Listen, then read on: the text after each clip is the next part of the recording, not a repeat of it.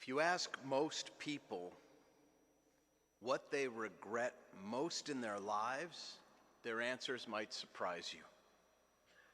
Very often, they don't regret something they did, but something they didn't do. Most of us think forgiveness is all about the things we've done wrong. But there are actually two kinds of sins we are called to consider tonight. Yes, there are our sins of commission, the things we did to hurt others and ourselves.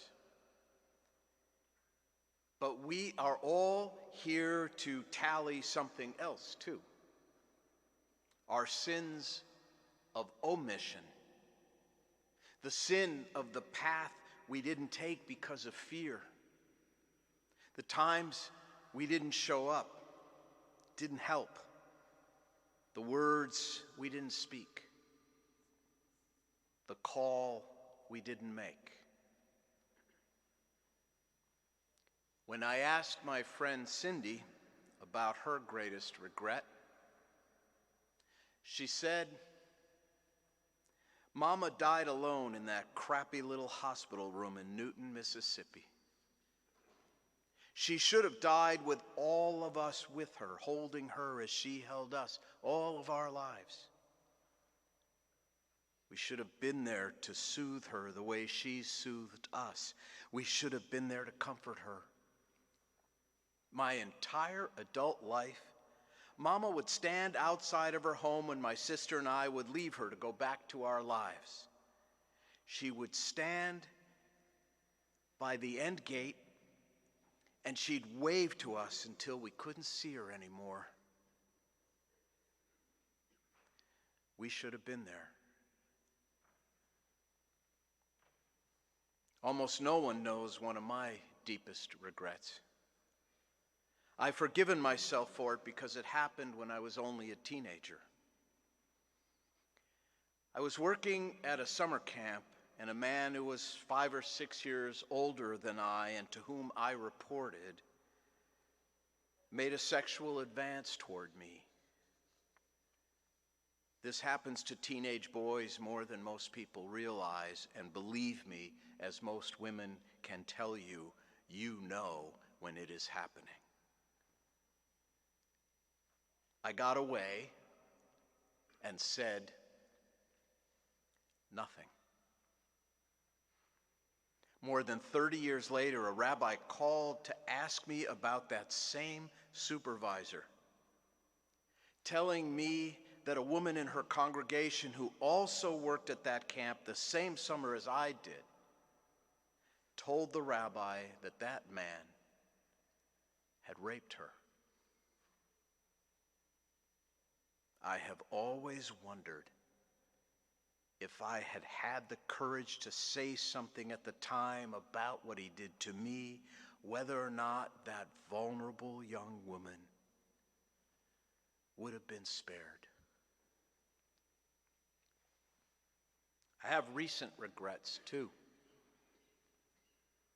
I regret not speaking out when then President Trump said there were good people on both sides at that neo-Nazi march in Charlottesville. It wasn't fear that held me back. It was sillier than that. I was busy. I had nothing to add to the conversation, and after all, wasn't his sin obvious? In American law, the words innocent and bystander go together with ease. In the Torah, there is no such thing as an innocent bystander. We have a sacred duty to each other. The answer to Cain's question when he asked God, "Am I my brother's keeper?" is yes, you are. We and our families and our friendships can only exist if we care about each other. One of the saddest things I hear on the couch of tears in my office is when a husband or wife or both come to tell me they have become roommates or less. They live together, but they have no life together. Their love has dried up, evaporated from neglect. In a sense, they have stopped. Stopped dating, stopped sharing, stopped loving, stopped caring. But if anyone asks, they will say they are, in a word, fine. It's like that sad joke where a husband says, "There's nothing I wouldn't do for my Sarah, and there is nothing Sarah wouldn't do for me." And that's how we go through life together, doing nothing for each other. Then there's Jonah, whose story we read tomorrow afternoon, who committed one of the most famous of all offenses of omission in history. Jonah hears God's voice, "Go to the great city of Nineveh and call out against it." So Jonah boards a ship and flees in the opposite direction. When God calls, when people are suffering, Jonah is literally asleep below deck. How can you sin while you are sleeping? Easy. Jonah is an expert when it comes to sins of omission. Here's some good news. When we don't miss the opportunity to behave ethically and morally, when we're kind, really kind, we help God be the same. You heard me right. There is a remarkable view in Judaism that it is not God who influences us, it is we who influence God. God depends on us. Here's how the prayer book puts it.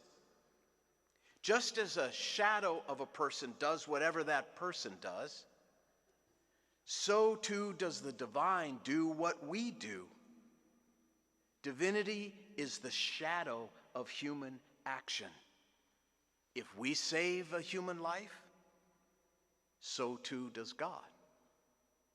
If we decide to end a human life, God does also. At some level, the utterly transcendent divinity is right at hand. For the divinity we hope to worship is a shadow of ourselves, our best parts and our worst. If you want to see God save the innocent, you need to get off the couch and save the innocent. If you want to see God feed the hungry, you need to feed the hungry.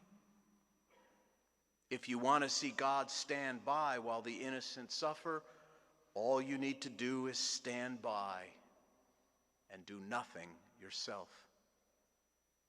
In other words, to be a Jew is to act on the choices we have before us with love, to allow our courage and compassion to emerge, to live and to die without so much regret for what we could have done.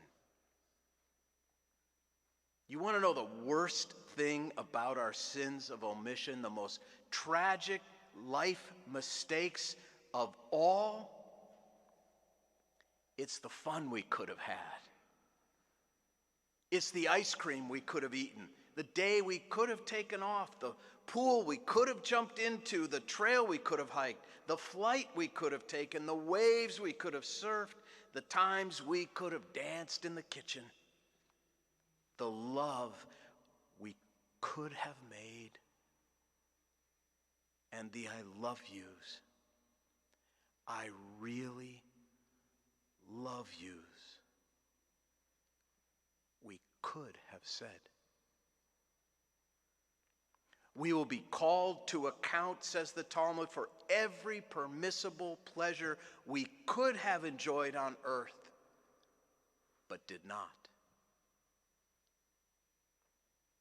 The psychologist William Marston asked 3,000 people this brief question: what do you have to live for?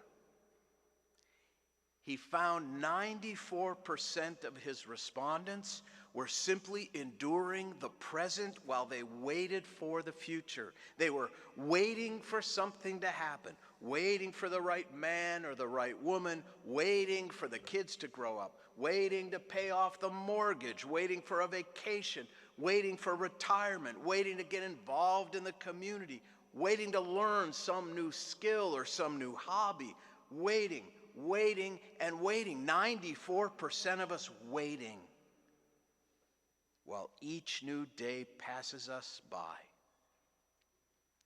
94% of us sinning by omission.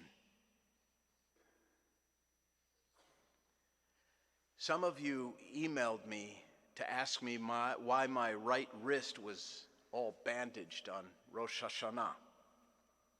Before I tell you, let me say that I am totally fine, and I am one of the luckiest people you will ever know. 5 days before Rosh Hashanah, I was heading east on 6th to speak to a group at the Irmis Pavilion. I was keeping up with traffic, listening to NPR, thinking about my speech, and then, boom. In a nanosecond, I was spun around, airbags deployed, and after the crash, that eerie silence. A young woman ran the red light on Highland. There were no screeching brakes, no skid marks, all impact. Had she hit me 3 feet closer to my door, I do not think I would be here right now. 14 years ago, I checked out of the Oberoi Hotel in Mumbai and flew home.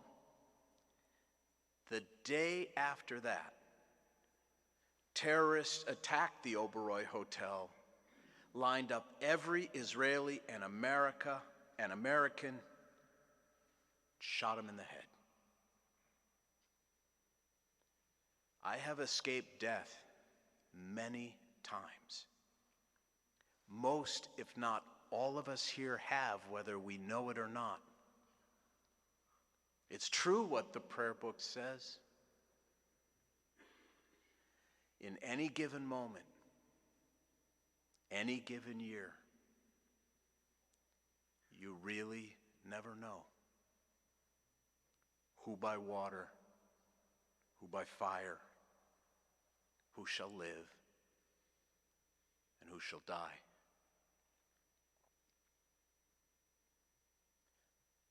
I had no idea my last conversation with my dad was my last conversation with my dad. One visit with him in the nursing home and we could speak with and understand each other. By the next, he had stopped speaking for the rest of his life. Tonight is my dad's 4th yahrzeit. I wonder what I might have said to him if I had fully appreciated the gravity of that last real conversation we ever had. I am sure I would not have omitted so much. We all know the legend the rabbis wrote for us tonight. The idea that there's a scale in heaven for each of us, and on it our deeds of the past year, both good and bad, are weighed.